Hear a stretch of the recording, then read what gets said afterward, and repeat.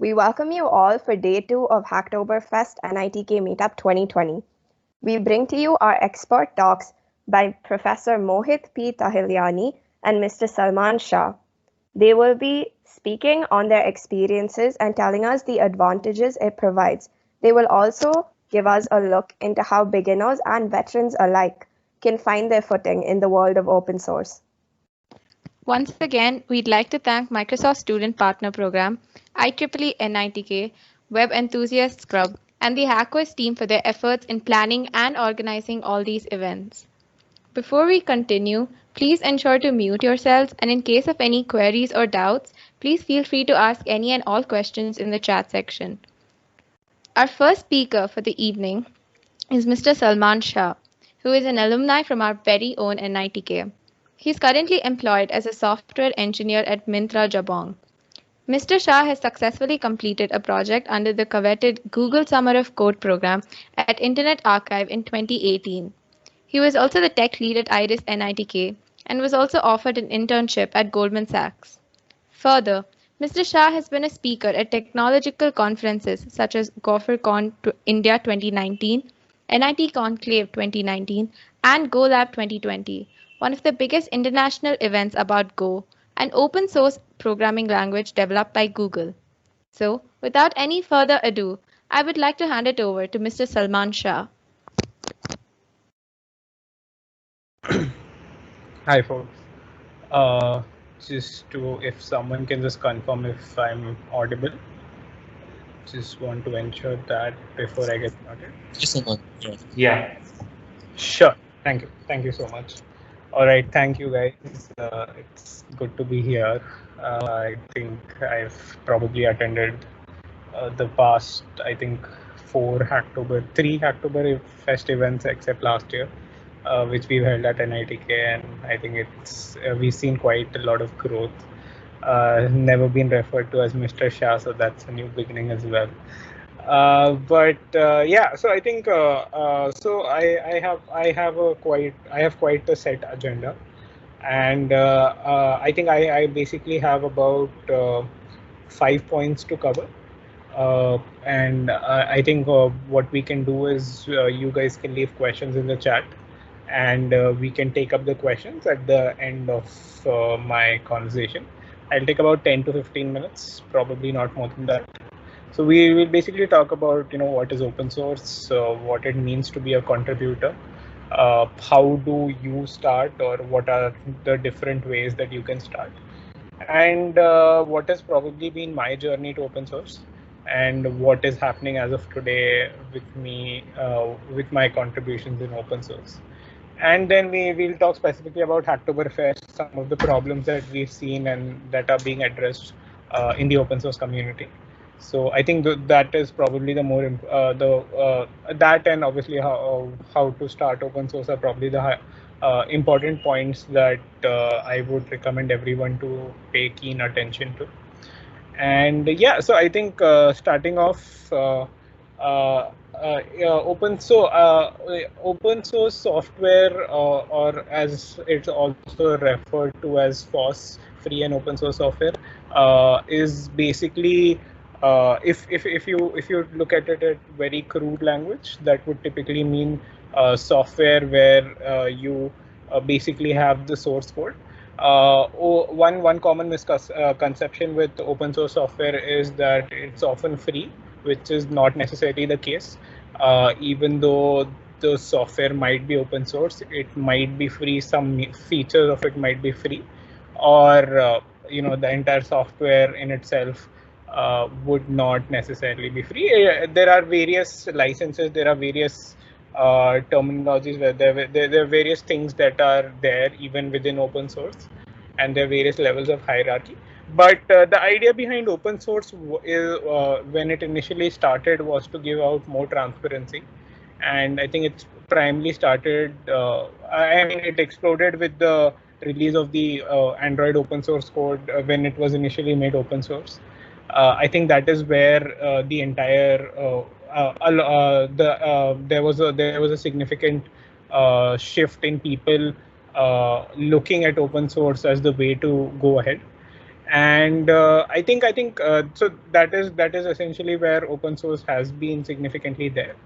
And over the years, of course, it's grown quite a lot. There are several projects that have now been open source. Most of the technologies and the frameworks that you would today use are open source technologies. So right from, let's say, web development, where you're probably using something like a Django or a React or a Flutter, to maybe machine learning, where you have TensorFlow, where you have Keras and all these other PyTorch and all these other frameworks. So a lot of these major technologies are maintained by huge technology companies who have dedicated teams to maintain the software. And obviously they do accept contributions as well. And I think open source in itself is a great way for you to develop a better understanding of your programming skills. And based on the field that you are interested in, whether it's development or these days machine learning or systems, there are various open source projects that you could typically contribute to. There are also a lot of open source projects, not just in software, but in hardware-based organizations, physics-based organizations, who have a lot of, and we'll probably discuss that in a while. So I think that's a very brief introduction of open source software and what it exactly is. Yeah. Moving on to what it means to be an open source contributor. So I think open source. I think it's a very straightforward definition with respect to an open source contributor is someone who would typically contribute to open source software. And there are various ways of becoming an open source contributor. And one common misconception is also the fact that you become an open source contributor only by learning how to code, which is not exactly true. There are several tasks that are often there which are required in an open source community, and these go right from designing to just maintaining software, to someone being an admin, someone trying to take up product work and deciding which features are to be developed. So I think open source software that way is not just coding. There are a lot of when you say someone is an open source contributor, there are more things than just programming. And I mean, I would encourage all of you to take a look. So this depends from organization to organization. So if you would look at, let's say, pure coding organization, let's say like TensorFlow, you might not find things like designing or other front-end related stuff might or might not be there, logo designing and things like that. But when it comes to there are organizations like Mozilla, which are very huge, and the scope for doing things is pretty huge. So there you would find more scope for other skills as well.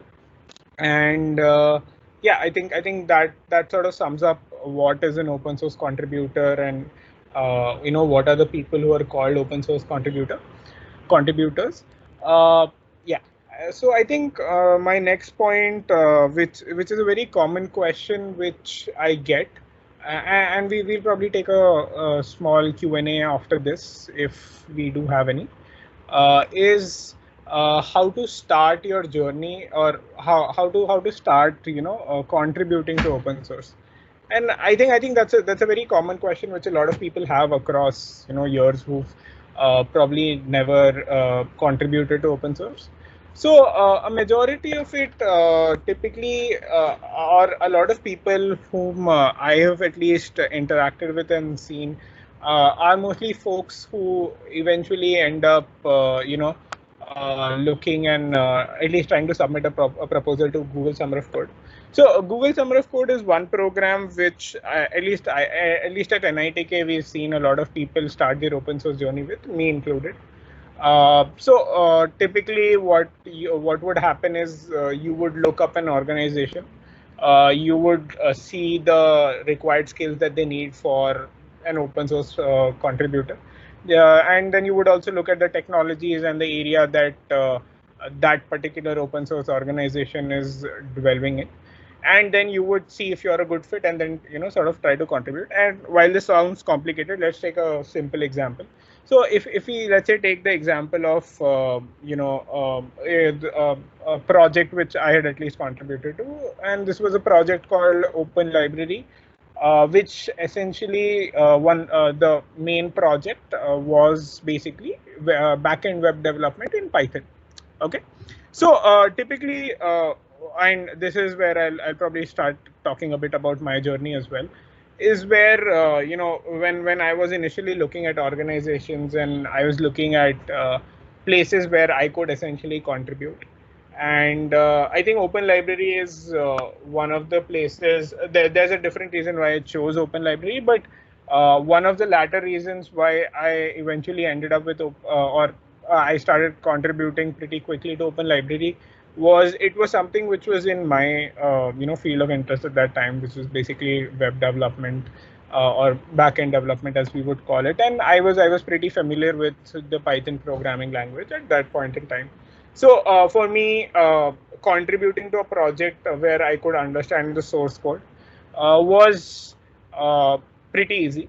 And for most folks to get started with an open source project, a lot of open source project maintainers have these tags on, or have these labels on GitHub issues, or depending on where the repo is, either GitHub, GitLab, or Bitbucket, wherever their project is hosted. They have issues which are tagged as first timers, or first timers or beginner issues, and I think it's pretty straightforward to find issues like those. And I think so. According to me, at least, there are two places where you basically, or there are two stages, and once you clear those two stages, I mean, after that, it's pretty easy to start regularly contributing to the open source project. So the first step is essentially reaching out to the community and setting up the project. So let's say Open Library was a Python backend framework, which required a few dependencies to be downloaded, and then you just needed to run the project. So if you finish this first step, right, and let's say you also at the same time ensure you are interacting with the community, and in case you're stuck somewhere or you have any doubts, you ask people in the community about that particular project. So I think that is a very good first step to reach out, and once you complete this first step, I think the second step is finding a beginner issue and sending out that first PR. Once you do these two things, after that, I think it's probably a piece of cake, and you have enough confidence to go out there and solve more issues, and become what we would call as an open source software contributor. So that is, I think, sort of a culmination of what I've seen a lot of people do, and what I have also done.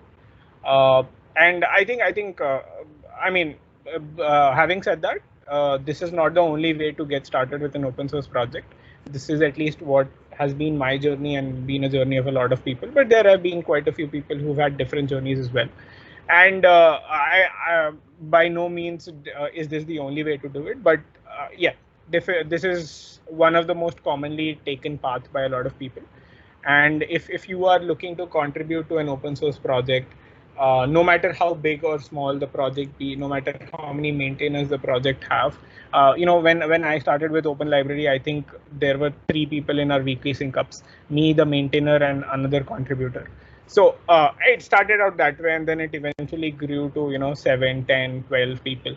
That's the case with open source projects, and I think even any software company as well. People keep coming and going. There will be times where it'll just be you and the maintainer in a weekly sync up, and other times there will be a lot of people as well. So don't get discouraged by what is one of the important factors when you start your open source journey is to understand that don't try to classify a project by how big it is or how small it is, or the number of people who probably get into GSOC, or what is the probability of you getting into GSOC based on the number of people that get into GSOC everywhere. All those questions are irrelevant if you don't believe in the project, and if you don't understand, or if you're not able to communicate with the community and the maintainers for a particular project. So I think those are my tips on how to start your journey. And I think with respect to my journey, one thing which I missed in this entire discussion was how I eventually chose Internet Archive as an organization. So I had I think shortlisted around 4 to 5 organizations which I was looking to contribute, and I think and that shortlisting was primarily done on based on the based on organizations which basically had a web development project and technologies like Ruby or Python, which I was familiar with. I think why I eventually ended up with Open Library was, I think, the way that they had a mission statement. So I was very intrigued with the kind of mission statement that they had and the purpose of that mission, in solving a problem. So Open Library basically aimed to ensure information would never desert us. There would always be a digital copy of information, and I think that was a huge motivation for me to sort of join Open Library and become an active contributor. And yeah, I mean, I had quite a few contributions for quite a long time. So I think that's about it.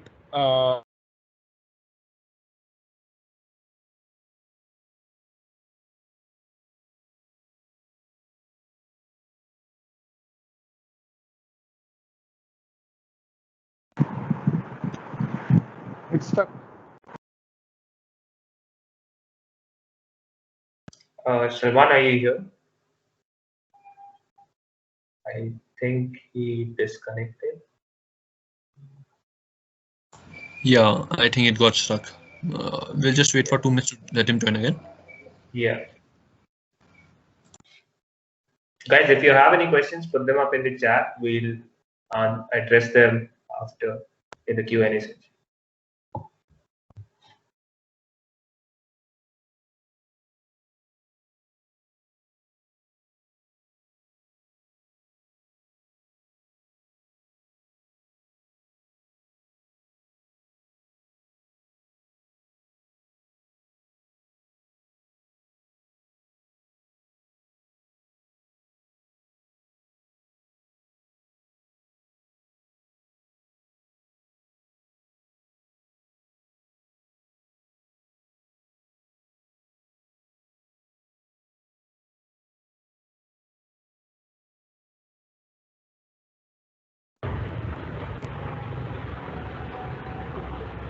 Hi, sorry folks, lost a bit of connection there. So I was saying, I think we can take questions. Folks who have questions, I think I can answer them. You can put it in the chat. So I'll start with the questions. I think I already have one question with me. How much depth of source code is required before getting started with technical contribution?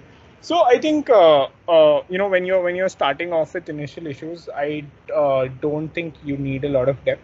What often happens is whenever you have so sorry, whenever you're initially starting to contribute to an open source organization and an open source project, they don't expect you, even in the long run, they don't expect you to have a lot of depth with respect to the source code, with respect to the entire source code. The idea is to just know whatever, a particular module that you're working with.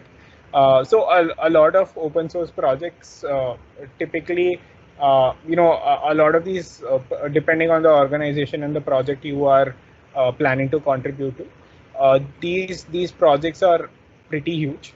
And while these projects are very, very huge, you and most people in the community who probably been there for 3 to 4 years or 4 to 5 years, even they would not have an entire understanding of the project. So depth is something that comes as you keep contributing to the project, as you keep trying to pick up new issues and trying to understand what is to be done. and at most times than none, only the maintainer has enough depth with respect to the project that is there.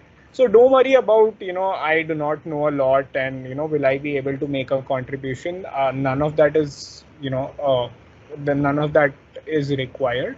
A lot of people just pick up on the on the run and then go. And this is what happens even in companies, even when, at least at Myntra where I work right now, I am not expected to know the entire project before getting into an issue. I first get an issue and then I try to understand the project and what are things there that are there in it, and then pick up a particular feature and try to implement, and that's how you eventually build up your understanding. Your understanding, no matter even if someone takes a session for you or you go through extensive documentation, unless you are actually practicing and you are actually doing things, you would not. I mean, it's pretty difficult to get the entire depth understanding of things. I mean, I think one of the common things which we talk about in Myntra is if you've not broken anything, and if you've not broken any feature or anything, you clearly do not have a complete understanding of the project. So I think that is also one of the key points, even in open source for that matter. No matter how many people review your code, eventually some bug comes up, something is missed and something is broken, and that is when people learn more and then sort of grow with the project. So yeah, I think that sort of answers the first question. Are Google Docs sheets considered as open source? So I'm not sure what this question refers to. If it means contributing to the docs and sheets repositories, which I'm not sure are open source, but if they are, then I think that would be considered open source. If you mean helping with design documents, or helping with documentation, which is there in the form of Google Docs or Google Sheets, that would in philosophy would be considered as open source. Even though you're not sort of writing code, but you're helping the community grow with, let's say, the documentation, or system design. It could be system design or the design of the project. So I think philosophically it would be considered as open source, but wouldn't be open source software. I think could be open source. Again, it depends a lot on the context that is there. But yes, contributing to documentation is considered as open source, if that is the question. Hacktoberfest seems to be, so yeah, I hope that I've answered that. If you have a follow-up question to that, please put in the chat. I'm very happy to answer to that. Okay. Hacktoberfest seems to be very scammy. Most of the PRs are rubbish.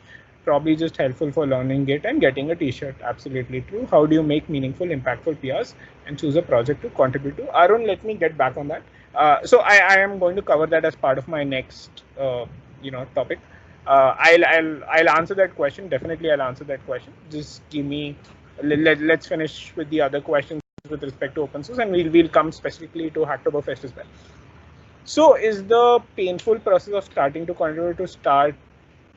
So is the most painful process of starting to contribute to open source to start doing it, like to start looking for legit issues and contacting the organization? Yes, so I think that's a very good question, Samarth. What the one of the important or one of, I would say, so I wouldn't call this just give me a second. So I wouldn't consider this as a painful process. It's most certainly a daunting process, and once you sort of overcome it, I mean, looking back, it takes a lot of effort, even though to put out even a high out there saying ki, hey, I'm sort of looking to contribute to open source. If there's something that I'm new to the organization, I'm looking for some beginner issues to contribute to. I think that is the most accepted template that I've at least seen in the couple of 2-3 open source organizations that I've tried contributing to, and yeah, I think that is where we as students, at least when I was a student, face a lot of hesitation. We are very afraid to straight up ask or straight up have these kind of introductions, which are often considered very normal for people. I think that is something that people eventually grow up with. But yes, if is that the most painful process? Probably not. I think that's probably the first PR that you sort of send. But is it the most daunting one, and the one where you have a lot of imposter syndrome? Definitely yes. At least for me, when I was initially trying to understand what Open Library did, and I had a few questions for the maintainer. I had a huge imposter syndrome on whether or how the maintainer would probably judge me, and I mean, he being a very kind person did not do any of those. But I think that is something that is more of a self-confidence issue within ourselves than a difficult or a daunting task. I mean, mentally it's a very daunting task, but skill-wise, I think everyone in this room can probably do it. It's just a matter of convincing ourselves to do it.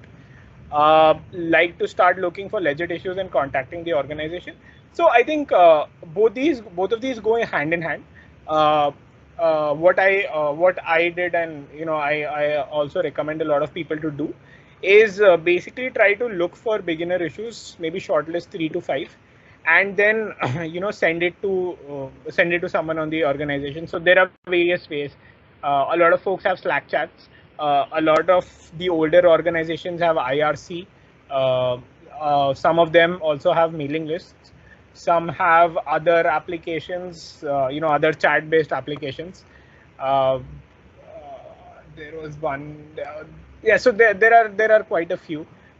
You need to see the organization that you are contributing to. What is the mode of communication over there? I think NS3 has mailing lists, and Kubernetes is what I'm looking to contribute these days. So they are on Slack. Open Library was also on Slack, and I think one more, Hydra, was also on Slack. So there are all these different organizations. They have their own communication mechanisms. Yeah. So so sorry. Yeah. So what I was saying was, try to look for legit issue. Yeah. So try to collect a few of these beginner issues, and then send it to a maintainer or someone, so that they know that you've gone through the issues, and you are actually very, very interested in contributing the project, and you're looking for some guidance, and that shows some due diligence on your part as well. So yeah, I think that is something that I would ideally recommend a lot of people to do. Any other questions, folks, that we have? I will wait for 30 seconds. You can put it in the chat. I would. Sir, you are clearly not audible. Samarth, am I audible now? Okay. Yes. Sure. Yeah, I mean, if I'm not audible, please put it out. Would definitely not want to do that. Okay. So I think I have slightly overstepped on my time. So I think I'll just give out the closing notes. Okay. What is the depth of knowledge required for open source contributions? Like, if are at beginner level, then how company will classify people? So I wouldn't say company. I think the term that we use in open source is organization. So what is the depth of knowledge required for open source contributions? Not really. So I think if you have a basic idea of how things are working, or a basic idea of the language and the technology that particular organization is using, I think that should be sufficient. Like I said, a lot of people learn along the way, and sort of grow, and that is something that is expected. And I think it also depends a lot on the intent that you have. So let's say if at this point in time you are looking to contribute to an open source organization, GSOC is somewhere 6 to 7 months or 8 months down the line. Right now, your agenda would typically be, just contribute and create pull requests, and push code into the organization. So your initial learning curve, even though will be steep, you will have a lot of time to sort of learn while contributing. And your initial PRs will probably be just like 3-4 lines or 5 lines. You'll probably just change a if condition or a for loop, or you'll add a for loop or things of that sort. Okay, but those kind of PRs are also important, because that is what helps you build that understanding, or that is what helps you gain depth. Once even if you're changing one line, to reach till that one line, you are reading a bunch of code and you're trying to understand what that bunch of code does. So never underestimate even 4-5 line PRs when you are a beginner. Do not make stupid PRs, which we will come to in the next. And by stupid PRs, I do not mean these 4-5 lines of code change, which are legit raised by an organization or a maintainer within that organization or project. Okay, so those 4-5 line PRs are what all of us do when we initially start to contribute to a project. Okay, your initial first 3 to 4 PRs will probably not have more than 10 to 20 lines. Okay, then later you eventually pick up a major feature to build, or initially you're just trying to resolve small bugs that are there. So those are pretty small changes that you would make. Even later you would, let's say, pick up a major feature, which is something that the organization or the project is looking to add for the people who are consuming that project. So that is when I think your PRs become bigger, and your depth of knowledge. That is when you need significantly higher depth. There is no such classification as such within the organization. At least the organizations that I've worked with, you are either a beginner or you are a regular contributor. There's nothing more than that. Okay, so yeah, I think that's about it.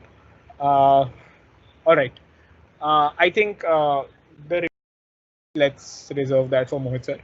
I will finish up with my agenda, because I have overshot my time a lot, and I ideally do not want to do that. Okay, so I think the last issue that I want to talk about is about Hacktoberfest, and we'll probably take this question which Arun has given. Hacktoberfest seems to be very scammy. Most of the PRs are rubbish, probably just helpful for learning it and getting a T-shirt. How do you make meaningful, impactful PRs and choose a project org to contribute? So there are two parts to this question. The first one being about Hacktoberfest, which is something which I really want to address.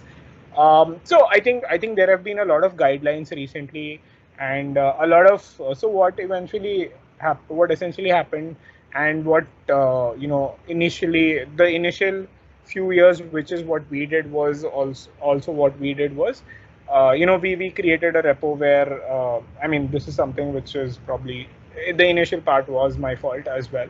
We created a repo, and we created a set of these basic issues, like adding two numbers, writing a program to add two numbers or subtract two numbers, or very, very simple projects, which or implement a data structure, implement an algorithm, and created these sort of issues which people eventually contributed to, and created PRs, and we even have blog posts about it. But I think what was important in that is exactly what Arun is talking about over here, where most of the PRs are something which people eventually just sort of copy paste code from somewhere, and the only learning that they have over there is just how to create a pull request, and eventually they end up creating 4 pull requests, and that is something that is not really helpful to the open source culture. And that is something that, at least when 4 years back and 3 years back, is the kind of feedback that I got as well from a lot of people who I took feedback. And then I think about 2 years back, that is something that we had also tried to change. And now I think with the current team, they've made quite a few changes as well.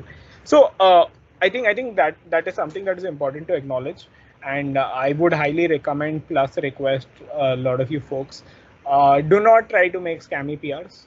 Do not try to do it just for the sake of a T-shirt. It does not have a lot of value for you. You are eventually ending up wasting a lot of your time. Do not make a PR where you are just adding a space or adding one word or one line to a README, or any other, or adding a comment to a function or things of that sort. Does not make sense at all. Simply increases burden on the open source project maintainer. And there have been a lot of callouts from open source project maintainers as well about this. So do not try to do that. There have been some rule changes with respect to Hacktoberfest as well. So I think starting today, all open source, all Hacktoberfest, for all PRs which need to be counted as part of Hacktoberfest, the project maintainers need to opt in for those PRs or need to opt in on Hacktoberfest, and only then will those repos be considered as part of Hacktoberfest. So I think that's probably been the biggest change that's been there. And anyone trying to contribute spam PRs will immediately be banned from this, at least this year's edition of Hacktoberfest. So your GitHub username will be blacklisted. And I think right now they have a threshold, but they're planning to change it to a single strike, where if any maintainer labels your PR as spam, creates a label called spam on your PR, then you will immediately be blacklisted from the Hacktoberfest competition, and you will not get the T-shirt eventually, which is sort of there. So I would highly recommend do not try to do these things. That is not what is the purpose of Hacktoberfest, and that is not the reason why they are trying to spend a lot of budget on this. What they are trying to do, which is the second part of Arun's question, is how to make meaningful, impactful PRs and choose a project org to contribute to. So I think I've specified about sort of my open source journey on how to if you want an exhaustive list of open source projects, open source organizations, go to last year's Google Summer of Code list of organizations. There are a lot of filters over there that you can use to sort of shortlist the open source organization and the open source project that you want to work with. That is one way of doing it. I'm not saying that's the only way. There are a lot of other open source competitions, or not open source. Yeah, I think competitions is probably a very crude word to use, but for lack of a better word, which are also present at the moment, and I think that is something that you guys could actively contribute to. Yep, I think that is so. I think that is probably a good way to start off contributing to open source. I think that would essentially, once you start looking at those beginner issues and contacting maintainers in that particular community, and I think that would eventually lead you to making meaningful and impactful PRs. I hope, Arun, that answers your question, and I think with that I will conclude my talk. I quite a bit overstepped, but I think that should be it. I will probably send across my coordinates maybe on the chat at the end of this meeting. In case you guys have any questions, feel free to reach out.